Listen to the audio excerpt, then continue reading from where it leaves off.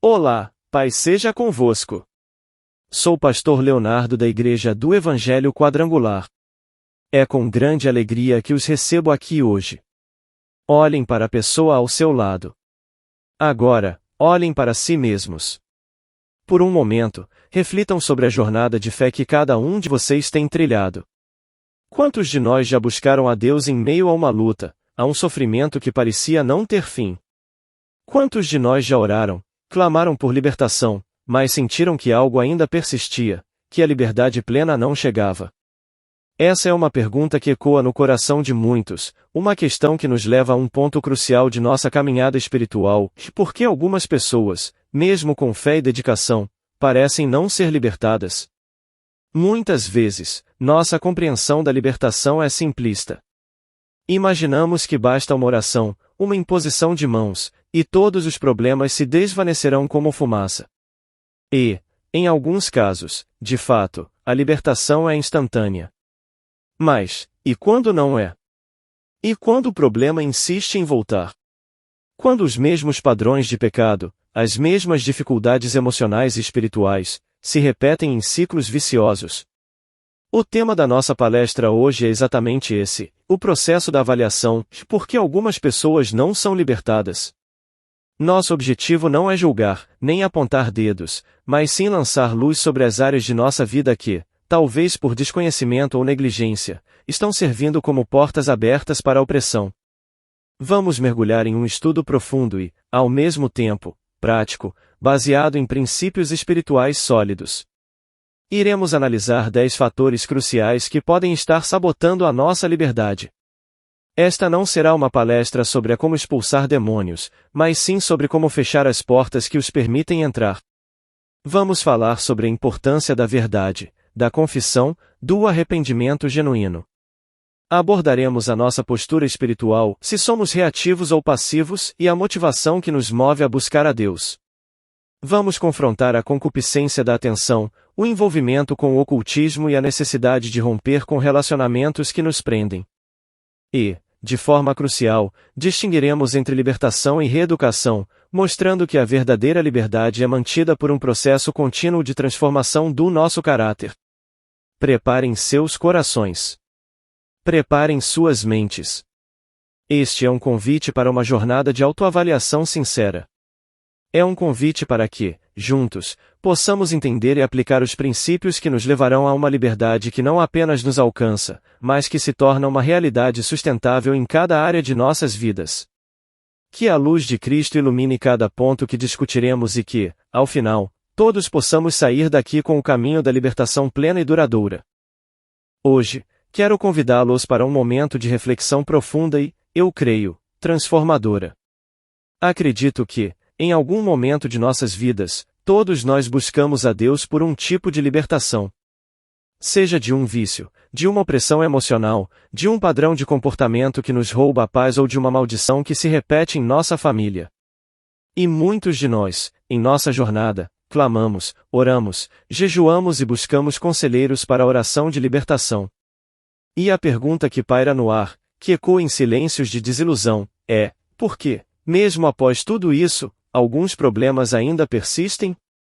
O que, de fato, está bloqueando o fluxo dessa liberdade plena que nos é prometida? Essa é uma pergunta difícil, eu sei. Ela nos leva a questionar não apenas a nossa fé, mas também o próprio processo. Ficamos frustrados, perplexos, e muitas vezes, a culpa se instala. Mas hoje, quero que vocês respirem fundo e entendam que não estamos aqui para encontrar culpados, mas sim para encontrar respostas. A nossa proposta é fazer uma avaliação desse processo. Não uma avaliação de julgamento, mas uma de discernimento. Precisamos olhar para a situação com honestidade espiritual, comparando o que aconteceu na oração com o que ainda acontece em nossa vida. É a única maneira de descobrir a raiz do problema, o ponto onde a liberdade não se manifestou por completo. A libertação, como muitas outras bênçãos de Deus, é um processo. E, como todo processo, ela pode ser interrompida, sabotada ou enfraquecida se não cuidarmos de certas áreas fundamentais. A palavra de Deus nos mostra que existem portas que, quando abertas, permitem a entrada da opressão. E a mesma palavra nos ensina como fechá-las. A liberdade não é apenas um evento, é um estado de ser que precisa ser cultivado e sustentado. É por isso que o nosso objetivo nesta noite é analisar, de forma clara e objetiva, 10 dos fatores mais comuns que podem impedir uma libertação total. Não se trata de uma lista de acusações, mas de um roteiro de autoavaliação e de um guia para o caminho da verdadeira liberdade. Vamos mergulhar em questões como a verdade e o arrependimento, que são o alicerce de qualquer libertação duradoura. Falaremos sobre a nossa atitude, se somos passivos ou reativos na fé, e sobre a pureza das nossas intenções. Abordaremos as influências externas que nos prendem, seja o ocultismo ou relacionamentos tóxicos. E, de maneira crucial, faremos a distinção entre aquilo que Deus faz por nós e aquilo que Ele nos capacita a fazer, ou seja, entre a libertação e a reeducação do nosso caráter. Preparem seus corações. Estou convicto de que, ao final desta jornada, a luz da verdade brilhará sobre as áreas obscuras, com o discernimento que o Espírito nos dará. Poderemos não apenas ser libertados, mas também viver e manter a plenitude da liberdade que Cristo nos conquistou. Prosseguindo em nossa jornada, quero focar em um ponto que é o alicerce de tudo o que vamos discutir a seguir e a necessidade de uma avaliação. Muitos de nós fomos ensinados a buscar a libertação como se fosse uma cirurgia rápida. Entramos na sala de oração com os nossos assintomas, o medo, a ansiedade, a opressão, o vício. Oramos, somos ungidos, e saímos de lá com a expectativa de que a cura foi completa. E, por um tempo, sentimos um alívio imenso. Mas, e se, depois de um tempo, aqueles velhos sintomas começam a ressurgir, talvez com uma intensidade diferente, mas inconfundíveis? É nesse momento que a avaliação se torna indispensável. O que é essa avaliação? É o ato de coragem e honestidade de comparar os sintomas que nos levaram à oração com os resultados que experimentamos depois. Se a libertação não se manifestou de forma plena ou se o problema retornou, não podemos simplesmente desistir ou culpar a Deus. Precisamos, como detetives espirituais, procurar as falhas no processo. Isso nos leva a um ponto crucial, e a libertação não é um evento único, mas um processo contínuo que exige a nossa cooperação ativa. Deus, em sua soberania, já nos deu todo o poder para sermos livres através de Cristo. A vitória no Calvário foi total. No entanto, Ele nos convida a sermos parceiros nessa vitória. Ele não vai forçar a nossa vontade, Ele nos oferece a liberdade e espera que nós a abracemos, a defendamos e a sustentemos com nossas escolhas diárias. Se uma oração não produziu o resultado desejado, não significa que a oração não foi ouvida. Significa, sim, que há algo mais que precisa ser tratado. Talvez uma raiz profunda, uma porta que ainda está aberta. A importância de identificar essas falhas no processo é para que a carga de libertação seja esgotada de uma vez por todas. É como uma casa que está cheia de entulho, não basta apenas remover o entulho visível. É preciso vasculhar cada cômodo, cada canto escuro, até que não reste mais nada a ser removido. Nós precisamos de um discernimento aguçado para ir além da superfície.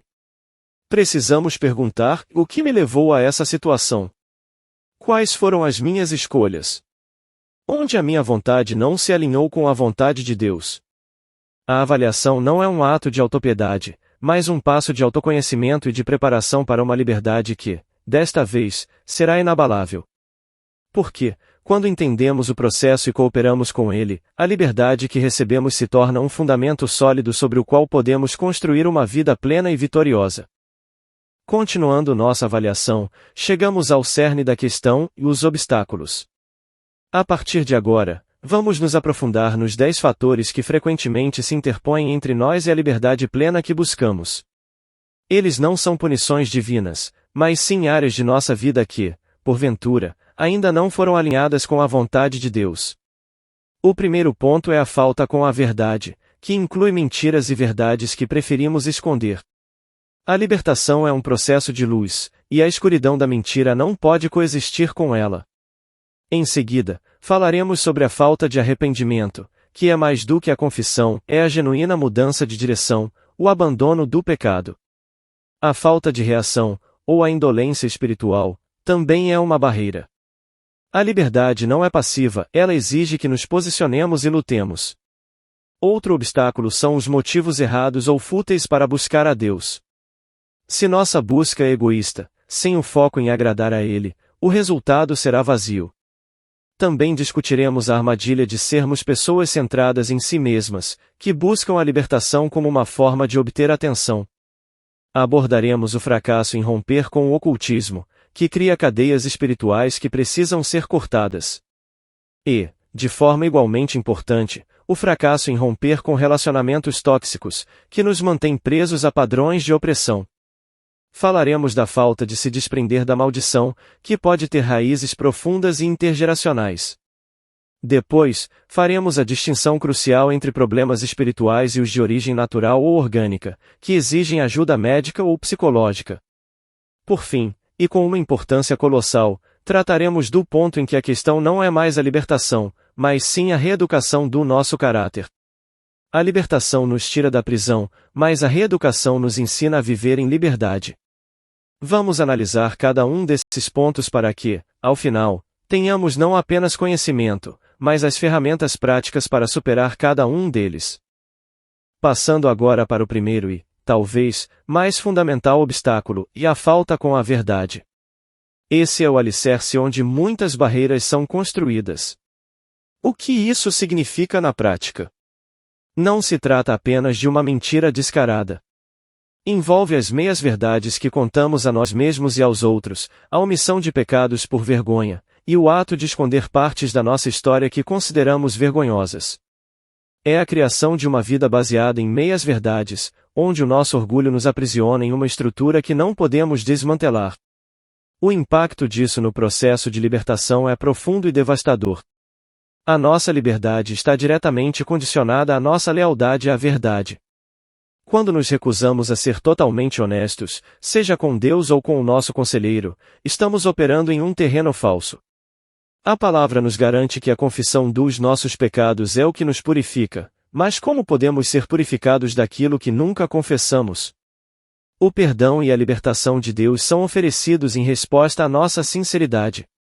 Se há algo oculto, o processo fica travado, porque o adversário continua tendo uma base legal para manter seu aprisionamento.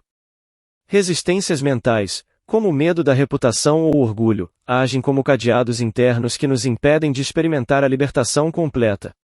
Qual é a solução prática, então? A resposta é clara, e abraçar a verdade de forma total e radical. A pessoa que busca a libertação precisa se dispor a rasgar o véu de mentiras e a dizer toda a verdade, sem reservas. Isso começa com uma confissão honesta a Deus. É derrubar as estruturas de orgulho que nos fazem mentir ou omitir. Muitas vezes, esse processo também envolve confessar a verdade a alguém de confiança, permitindo que a luz entre onde a escuridão reinava. A libertação se torna real e sustentável quando a pessoa, com humildade, se sujeita à verdade. A promessa é clara: conhecereis a verdade, e a verdade vos libertará. É a verdade exposta, confessada e aceita que quebra as amarras e nos permite caminhar em liberdade. Passando para o nosso segundo obstáculo, que está intimamente ligado ao primeiro, e a falta de arrependimento.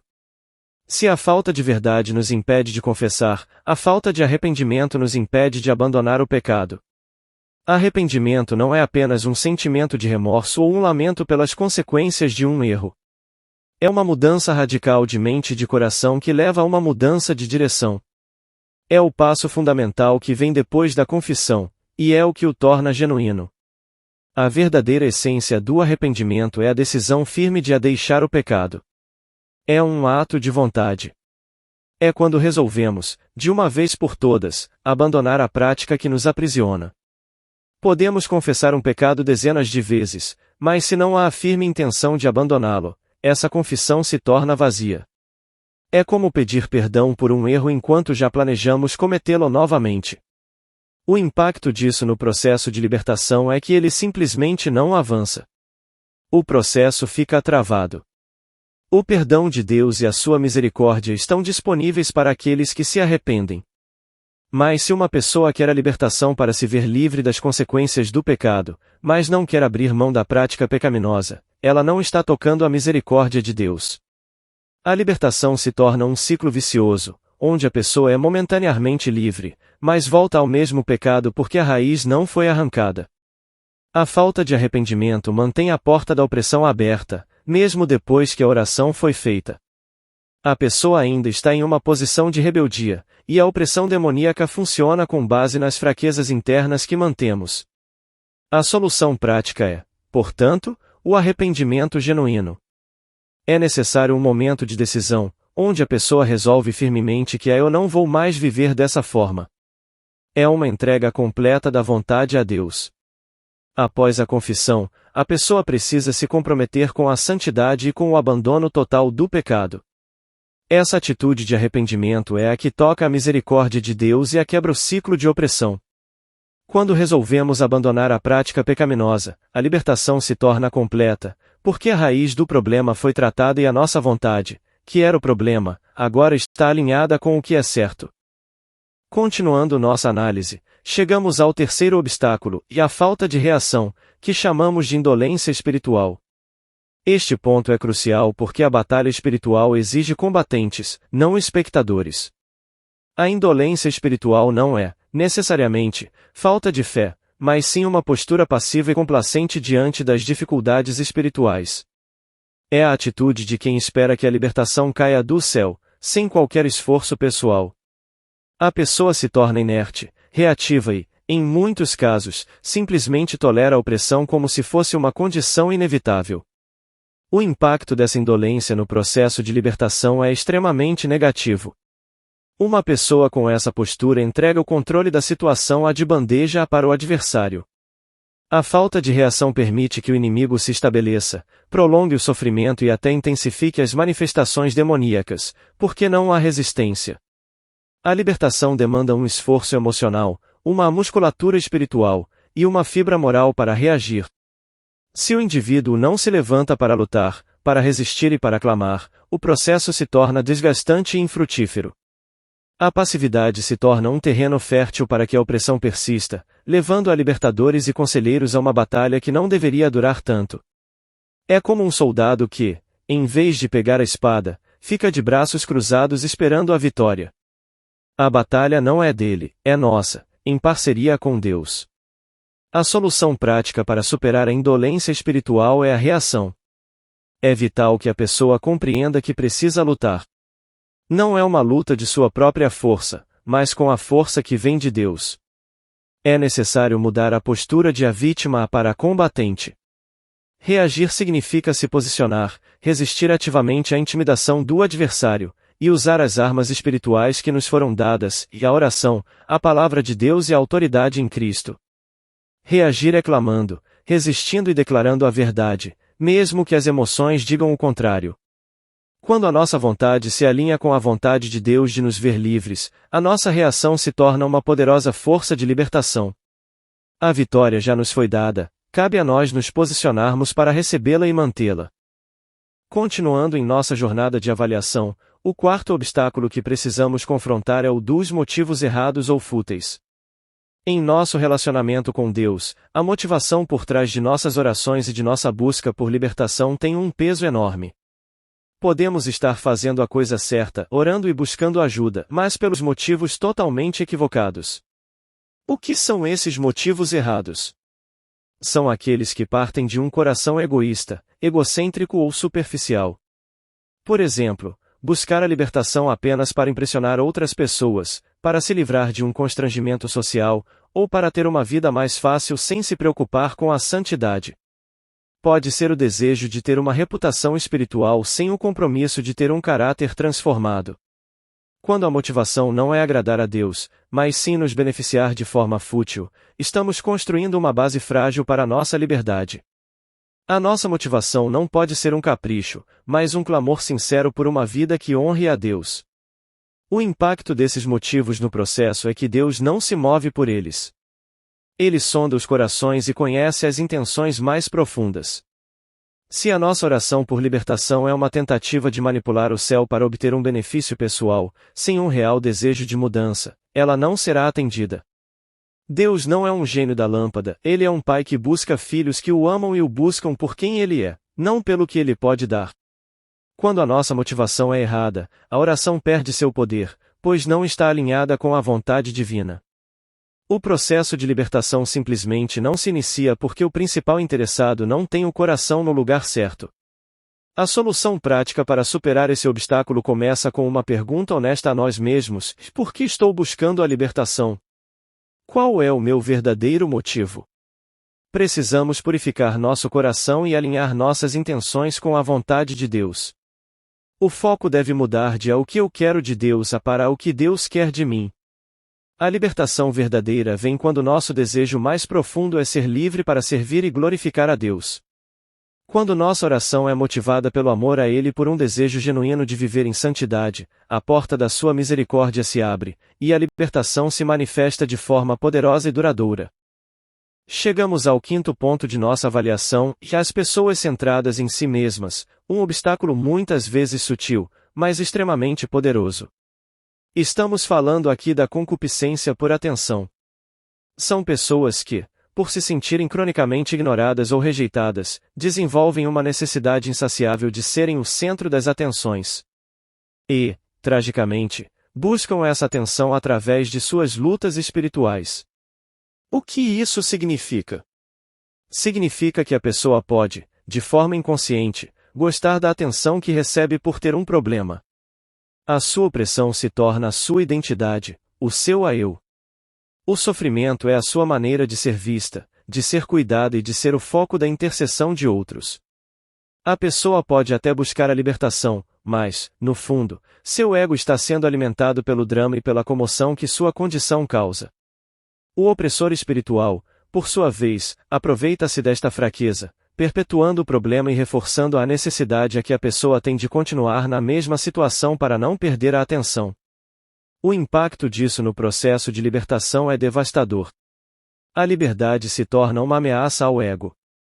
Se a pessoa for libertada, ela teme que a atenção e o cuidado que recebe cessem. O seu problema, que antes era uma fonte de sofrimento, se torna uma espécie de ídolo, uma parte central de sua identidade. Assim, ela resiste à libertação, não com palavras, mas com o seu coração e sua vontade. O processo se estende por um tempo indefinido, porque a pessoa, no fundo, não quer ser liberta. Ela quer o drama e a atenção que a opressão lhe proporciona. A solução prática é o rompimento com essa idolatria de si mesmo. É um ato de humildade e arrependimento. A pessoa precisa confrontar essa necessidade de atenção e reconhecer que a sua identidade e o seu valor não vêm do seu problema, mas sim do seu Criador. O foco deve ser transferido do eu para Deus. A cura real e a libertação acontecem quando a pessoa encontra a sua segurança, a sua identidade e a sua satisfação unicamente em Deus, e não na atenção dos outros. A liberdade total só se manifesta quando a pessoa decide que a presença de Deus é mais valiosa do que a atenção do mundo. Continuando nossa lista de obstáculos, chegamos a um ponto de seriedade extrema: o fracasso em romper com o ocultismo. Aqui, não estamos falando de um simples erro de julgamento, mas de um envolvimento direto e intencional com o reino das trevas. O ocultismo engloba uma vasta gama de práticas, desde a bruxaria, a feitiçaria e o vampirismo espiritual, até a consulta de búzios, cartas e outros oráculos. Qualquer busca por poder, conhecimento ou intervenção sobrenatural que não venha do Deus verdadeiro se enquadra nessa categoria. O impacto desse envolvimento é que ele cria laços e aberturas espirituais diretas. Essas práticas viciam as pessoas em um tipo de poder que é uma imitação do poder de Deus. A pessoa se torna ligada, espiritualmente, a entidades demoníacas, e essa ligação atua como um contrato, dando ao inimigo um direito legal de operar em sua vida. É como se a pessoa, conscientemente ou não, entregasse a chave de sua própria casa espiritual ao opressor. Sem um rompimento radical e definitivo com essas práticas, a libertação simplesmente não será eficaz. Você não pode servir a dois senhores, e não pode esperar que a luz entre em sua vida enquanto você ainda mantém uma porta aberta para as trevas. A solução prática para superar esse obstáculo exige uma decisão corajosa e inegociável. A pessoa precisa, em primeiro lugar, confessar e se arrepender de todo e qualquer envolvimento com o ocultismo. Em seguida, é vital que ela renuncie a todos os pactos, promessas e compromissos feitos, de forma consciente ou inconsciente. É também crucial que todos os objetos relacionados a essas práticas, livros, amuletos, talismãs, imagens, sejam destruídos, pois representam um vínculo físico e simbólico com o oculto. Este ato de rompimento radical é um ato de fé que demonstra a Deus que a sua aliança é com Ele e somente com Ele. Somente após essa ruptura completa é que a porta das trevas se fecha e a libertação plena e duradoura pode se manifestar. Não há meio-termo, é um rompimento total para uma liberdade total. Chegamos ao sétimo obstáculo, que é talvez um dos mais dolorosos, o fracasso em romper com relacionamentos manipuladores e egoístas.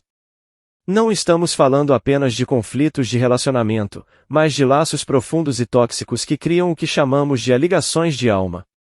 São relações onde a manipulação, o egoísmo e a opressão dominam, e onde a nossa identidade, a nossa segurança e o nosso valor são constantemente minados.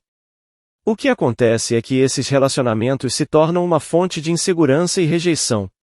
A pessoa oprimida por essa dinâmica, mesmo sabendo que é prejudicial, tem dificuldade em se desvencilhar. A sua autoestima está atrelada à aprovação do outro, e o medo de ficar sozinha é maior que o desejo de liberdade. O opressor espiritual se aproveita dessa fragilidade, usando o relacionamento como um canal para manter a opressão e o controle. O laço de alma criado por essa conexão doentia funciona como um portal, mantendo a pessoa ligada à opressão, mesmo que ela tenha orado por libertação. A liberdade se torna impossível, pois a fonte do problema, o relacionamento tóxico, continua sendo nutrida. O impacto desse obstáculo é que, mesmo que a oração de libertação seja poderosa, a pessoa continua espiritualmente vulnerável, pois ela retorna para o ambiente de opressão.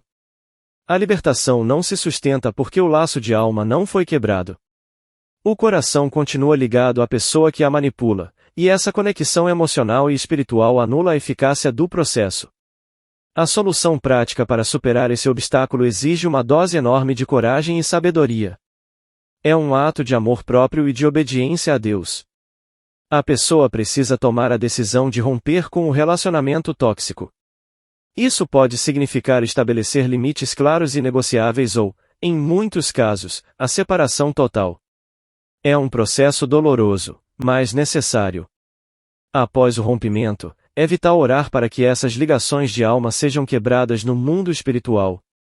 A pessoa precisa perdoar o manipulador, mas, ao mesmo tempo, cortar todos os laços que aprendem a essa pessoa. Somente assim, com a porta do relacionamento tóxico fechada, o coração pode ser curado e a liberdade pode ser estabelecida de forma permanente. Chegamos ao nosso oitavo obstáculo, e a falta de se desprender totalmente da maldição. Este é um ponto que exige um discernimento espiritual aguçado, pois a maldição, muitas vezes, não é óbvia, mas atua como uma herança espiritual, como uma semente plantada em nosso histórico familiar ou até mesmo em nosso contexto governamental. A maldição não é uma punição de Deus, mas uma consequência de pecados e alianças de gerações passadas que continua a produzir frutos de opressão na vida das pessoas. O impacto disso é que, mesmo que a pessoa seja justa e tenha um coração voltado para Deus, ela pode ainda estar sob a influência de uma maldição. É como uma nuvem escura que paira sobre a família, causando repetição de vícios, doenças, pobreza ou divórcios. A libertação se torna ineficaz porque a raiz do problema não foi tratada. A oração pode até trazer alívio temporário, mas o padrão se repete, pois a semente da maldição continua a germinar. A libertação não se torna permanente porque a pessoa ainda está espiritualmente ligada a uma herança que a mantém vulnerável à opressão. A solução prática para esse problema requer uma intervenção espiritual específica. Não se trata apenas de orar para que Deus nos abençoe, mas de pedir a Ele para que quebre as cadeias de maldição que nos prendem. Isso envolve um ato de intercessão e rompimento espiritual. A pessoa deve, em oração, se identificar com os pecados de seus antepassados e pedir perdão por eles. Em seguida, é preciso renunciar ativamente a toda e qualquer maldição que possa ter sido transmitida, declarando a autoridade de Jesus Cristo sobre sua vida e sua família.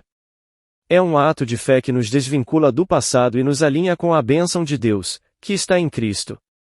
Quando a pessoa toma a decisão consciente de se desprender totalmente dessa herança, a porta que mantinha a maldição ativa é fechada, e a verdadeira liberdade se torna uma realidade, não apenas para ela, mas também para as futuras gerações.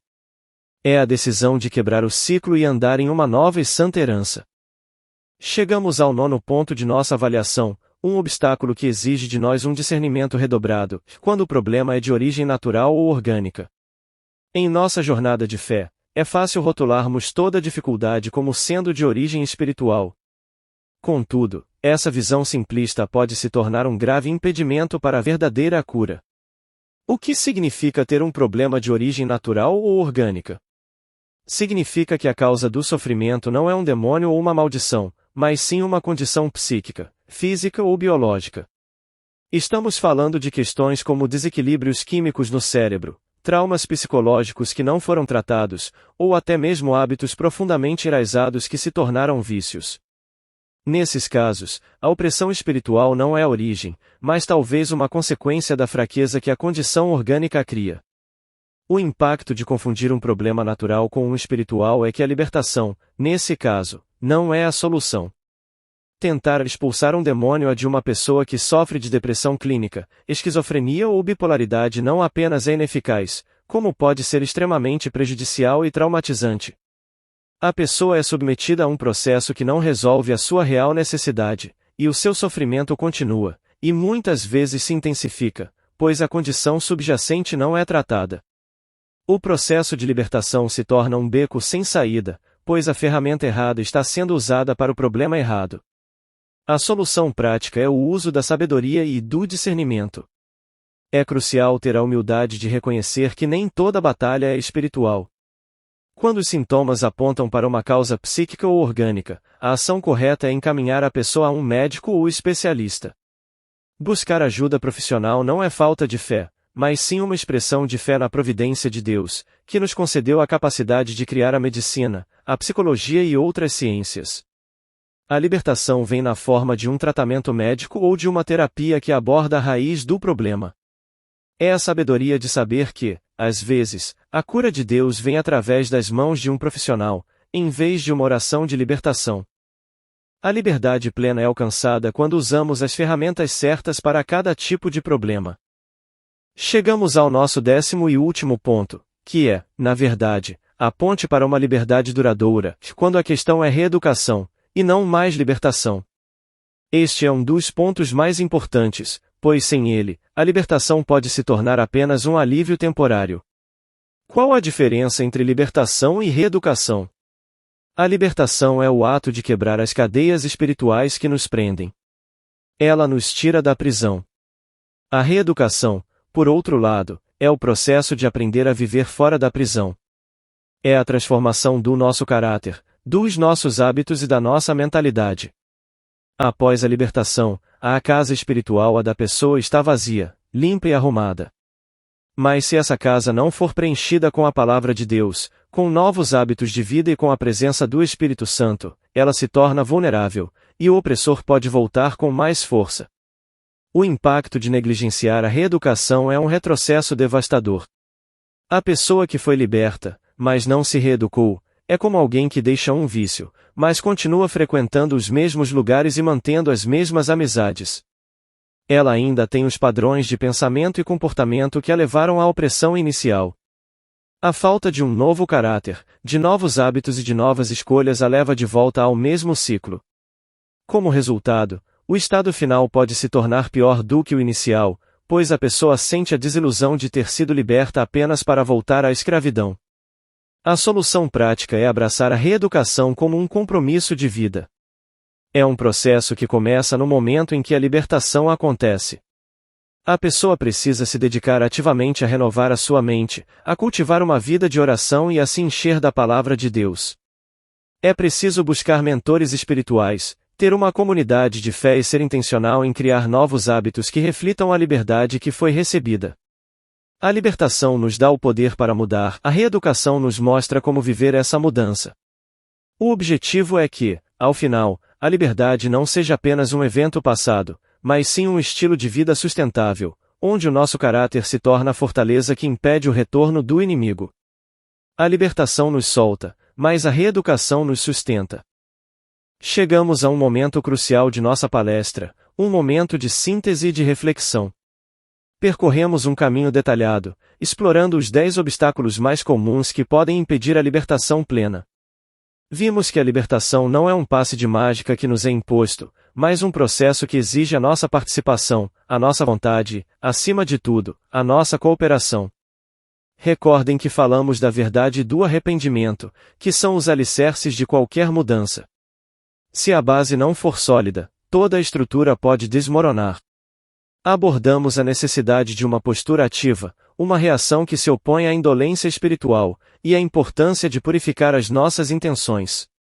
Vimos como o egocentrismo e a busca por atenção podem se tornar ídolos que nos impedem de ser livres. Discutimos a necessidade de romper com laços espirituais e emocionais, como o ocultismo e os relacionamentos tóxicos, que atuam como correntes invisíveis. E, por fim, aprendemos a discernir entre problemas espirituais e naturais, e a abraçar o processo de reeducação. A grande verdade que une todos esses pontos é que a liberdade é um processo de cooperação. Deus já fez a parte dele através da cruz de Cristo. Ele nos deu o poder, a autoridade e as ferramentas para sermos completamente livres. A nossa parte, então, é cooperar com essa graça. Essa cooperação não é uma passividade, mas uma mudança de atitude. É um compromisso diário de escolher o que é certo, de alinhar a nossa vontade com a dele, de buscar a verdade, de nos arrepender e de lutar a boa luta da fé. A liberdade não é apenas algo que recebemos, é algo que escolhemos e defendemos a cada dia. A libertação é, sim, o ponto de partida. É o momento em que as portas da prisão se abrem. É o grito de liberdade que ecoa em nossa alma. Mas a manutenção dessa liberdade, o que acontece depois que saímos da cela, depende inteiramente do indivíduo. Não podemos esperar que Deus venha e preencha a casa vazia se não tomarmos a decisão de preenchê-la com sua presença e com novos hábitos de vida. Por isso, quero que vocês guardem essa frase, que sintetiza toda a nossa conversa, e a libertação te solta, mas a reeducação te desenvolve. A libertação nos liberta do passado, mas a reeducação nos prepara para o futuro. É o processo contínuo de renovação da mente, de construção de um novo caráter, que garante que a liberdade que recebemos seja sustentável e permanente. É um chamado para sermos não apenas libertos, mas também maduros, com um caráter que sustente a nossa liberdade. Que possamos, a partir de hoje, abraçar esse processo de cooperação e caminhar em uma liberdade que se torna mais forte a cada dia. Chegamos agora ao final de nossa jornada. O nosso destino, o nosso propósito, é caminhar em liberdade. E, para que essa caminhada seja real, é preciso um último e crucial passo, e um momento de decisão e de compromisso. Ao longo desta palestra, vimos que a liberdade plena requer mais do que um desejo, ela exige uma mudança de atitude e um compromisso com Deus. Fizemos um resumo dos pontos essenciais e a importância de sermos honestos com Deus e conosco, confessando e nos arrependendo de forma genuína.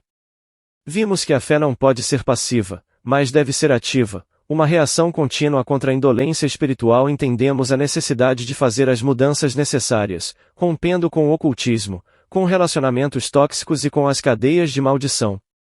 E, por fim, compreendemos que a libertação é o ponto de partida, mas a reeducação do nosso caráter é o que nos sustenta na liberdade.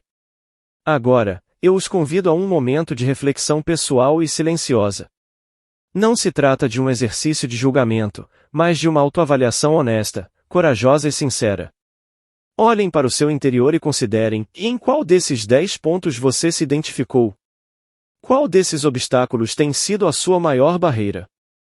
Seja a falta de verdade, a indolência, os motivos errados, ou o fracasso em romper com algo que te prende.